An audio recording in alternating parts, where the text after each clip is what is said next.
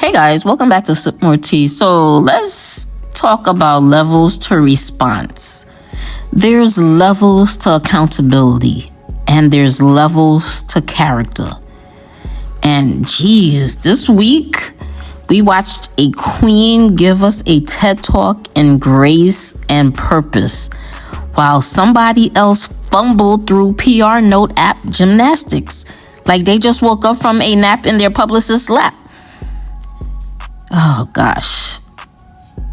Alandria is the blueprint.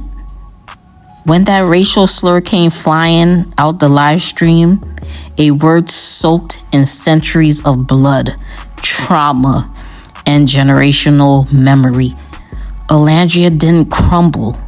She didn't combust. She stepped forward, shoulders squared, and said, words like that carry generations of pain. I do not condone racism in any form. I refuse to respond with hate.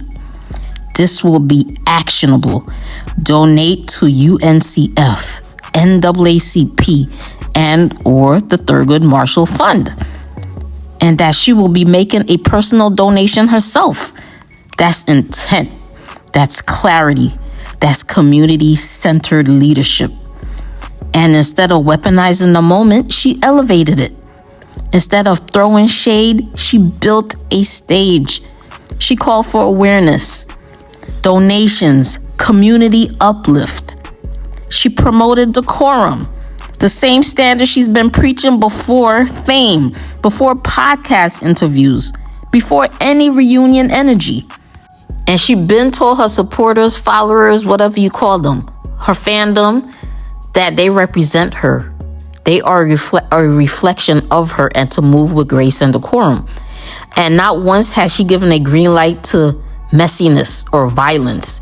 Even when she was under attack, she never let hate be her microphone. That's called discipline, emotional maturity, self-governance. Leaders lead even when their feelings are loud. Talk about acting like what? Don't get in here playing crazy. Y'all gonna keep certain brands and want them to work. Like, we don't want to come off as problematic. Like, we don't want that.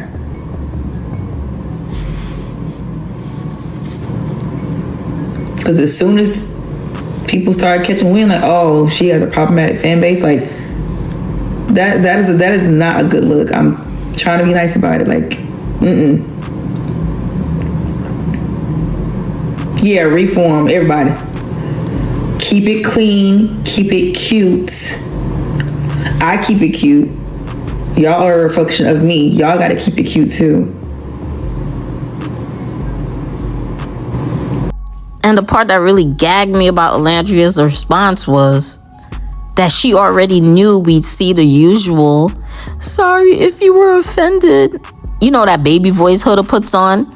That copy and paste apology.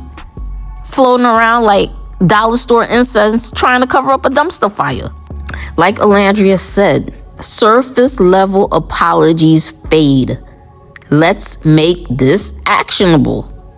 That's how you handle harm. That's how you turn chaos into elevation. She didn't just demand accountability, she modeled it.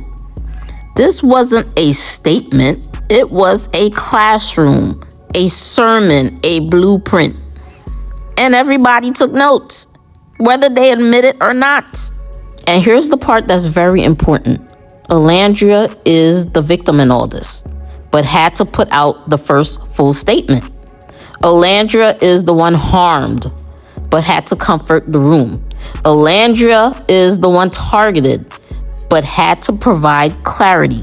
Alandria is the one that was slurred, but had to be the adult. You're handling this with so much grace. Have to. Fuck. Like, I'm gonna crash. I know that's probably how you do it. No. No offense. No, you fucking riding me out. And why do black women always end up doing the emotional labor even when they're the ones bleeding? And despite this fact, Alandria showed up spotless. And that ain't luck. That's discipline, upbringing, and backbone. She gave us a masterclass, not a speech, a standard. Then here comes Huda Rat, the hood booger, all late to the party and shaky with, "It was a prank caller, I swear. Child, miss me with the BS." And she's suddenly talking about reflection, gravity of the slur word, donations, like she skimmed Alandria's thesis and tried to remix it before study hall ended. And let's be real, her laugh, her first reaction was her instinct. And instinct exposes character faster than any statement can clean it up. When hatred hits the air and you giggle, that's not confusion, that's comfort. Her statement had no heart, just PR panic. No conviction, just, "Oh wow, people are mad?" Comfort equals familiarity. Then she hits us again with, "It was a child prank caller" excuse. Huda Rat, voice filters exist. Adults can contort their voices. Professionals do it every day. Cartoon actors do it. TikTokers do it. Podcasters do it. Gamers do it. AI does it. So we're not believing this child caller prank nonsense. This was definitely not a toddler on an iPad Pro with a podcast mic. Let's not insult intelligence here. We're not dumb. And the tone in the room felt a little too cozy for me. With that word, for it to be a surprise, it gave, "We've said it before. This time someone hurt us." And her apology was centering herself, her discomfort, her image, and not the actual violence of the moment of that racial slur. It was quite performative, PR scripted, and hollow like a knockoff perfume bottle. Olandria gave us healing and action. Huda gave us damage control and excuses. So let's talk about depth versus decoration. Alandria has depth.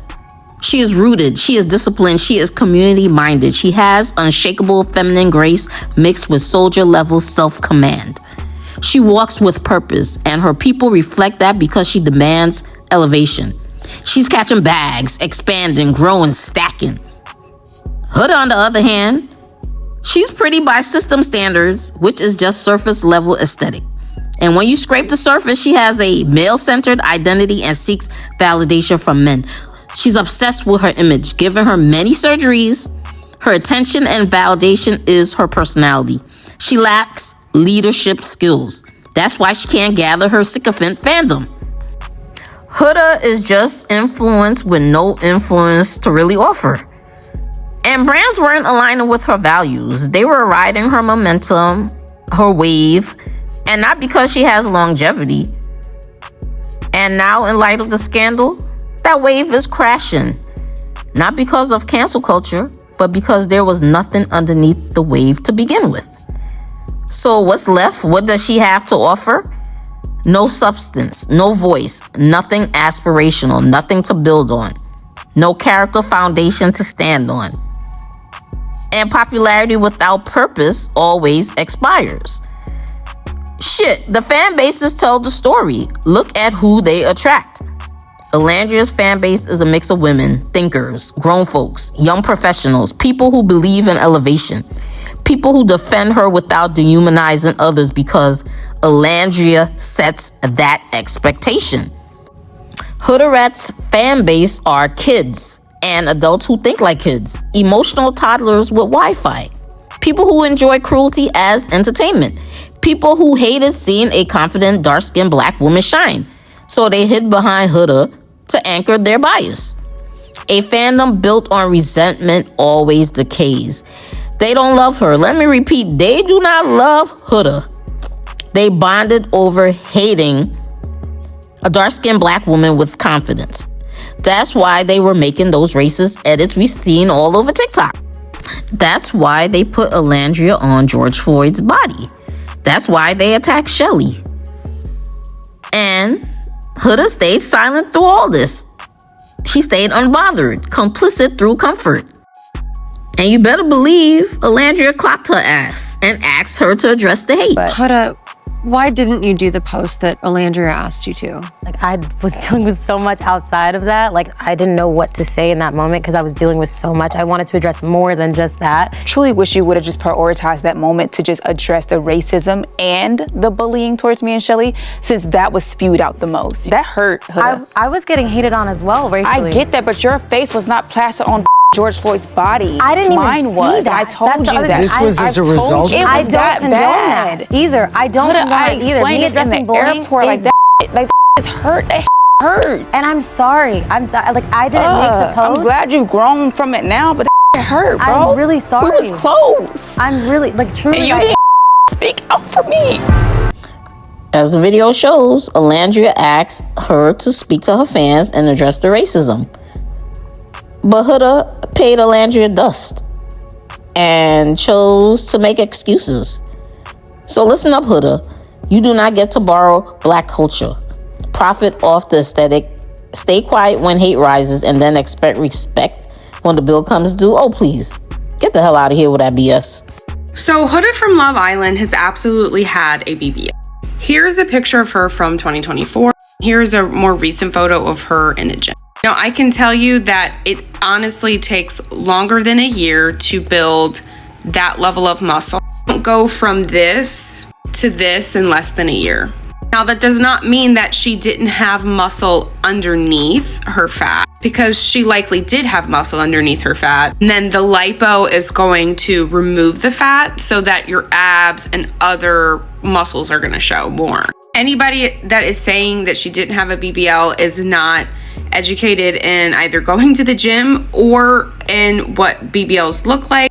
BBLs can absolutely look very, very natural. I think that there's a stigma in people thinking that BBLs always look unnatural and always look huge and da-da-da. That's not true. Typically what people are referring to are celebrities that have had 3 or 4 BBLs where you can tell it's much more dramatic. But a lot of times after you have your first BBL, if you go to a good surgeon, it looks relatively natural, especially if you gained a little bit of weight as well after you had the BBL and the thighs and everything else matched. Yeah, don't be fooled, guys. This is not from the gym. You don't get this kind of progress in less than a year. Now let's address heritage respectfully and factually. So Huda is Palestinian American. So one would think that with that identity, things matter. The history matters, the struggle matters.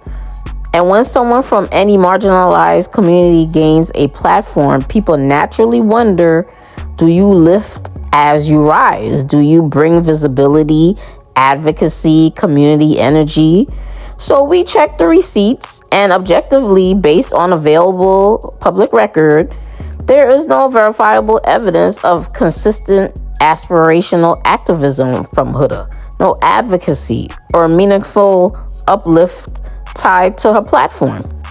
By no means am I saying Huda needs to be out on the streets marching, because clearly she's incapable of doing that. Nor am I saying she needs to be donating every day. And I don't ever see how she's even going to donate to one of those groups that Alandria outlined for her to donate to, because her coins are drastically dropping. Anyway, nor am I saying she needs to be running a nonprofit organization. But if her platform is entirely self-centered, built on aesthetics and attention, and she rarely speaks up for others, how can she even speak up for people of Palestine? And actually, Huda hides behind being Palestinian when it benefits her, like in the case in the video when instead of speaking up for Alandria with the racism, she says that she tells Alandria that she was a victim of racism too, being Palestinian, I guess. And what race is Palestinian? She cannot experience racism as being Palestinian because Palestinian is not a race. And I guarantee you, if Huda were to fill out an application where race has to be indicated, she would certainly check off white. So miss me with that BS too. So Huda's anti-black controversy is bigger than 2 women and a raggedy live stream. This is about anti-black hostility hiding in plain sight. It's about people who love black culture until it's time to love black people. It's about non-black influencers who siphon black style, black slang, or black rhythm, but have zero connection when the slur hits the air. Proximity to blackness does not equal solidarity. Being adored by black fans does not make you an ally. Posting trap music captions doesn't make you the culture. Dating someone ethnic or biracial, in her case, doesn't grant her a pass. And laughing even for a second at the N-word reveals everything the curated feed tried to hide. We are not tolerating spaces where racism feels comfortable. We are not rewarding influencers who make hate feel safe and protected. We are not letting insecurity weaponize itself against black women who rise effortlessly. Olandria walks with grace, and grace always has gravity. Huda floated on hype, and hype always deflates. So remember, Olandria is out here catching bags. She's making her money. Huda's out here catching bodies, backlash, and consequences. And when the noise fades, one has a career, the other has a cautionary tale. On that note, let me hit my disclaimer by stating that this isn't about canceling anybody. This is about clarifying everybody, because character shows under pressure, and Alandria stood tall while Huda folded, and the community sees it, the community feels it, the community remembers it. Because over here, we're building spaces where black women don't have to shrink, soften, or survive hate quietly. Because we will call out every environment that tries to make us the punchline. And this moment is not a downfall. This moment is about revelation. So guys, we're sitting pretty at 300 plus subscribers, but we're not done yet. We're building a T tribe over here. And the next milestone is 500 subscribers hopefully before the month has ended. So if you're sipping, watching, lurking in silence, hit the subscribe button, drop a comment, and feed the algorithm gods so the leaf keeps steeping. And always remember to sip responsibly and move with decorum, because Alandria already taught us the class. And thanks for watching, and until next time, bye.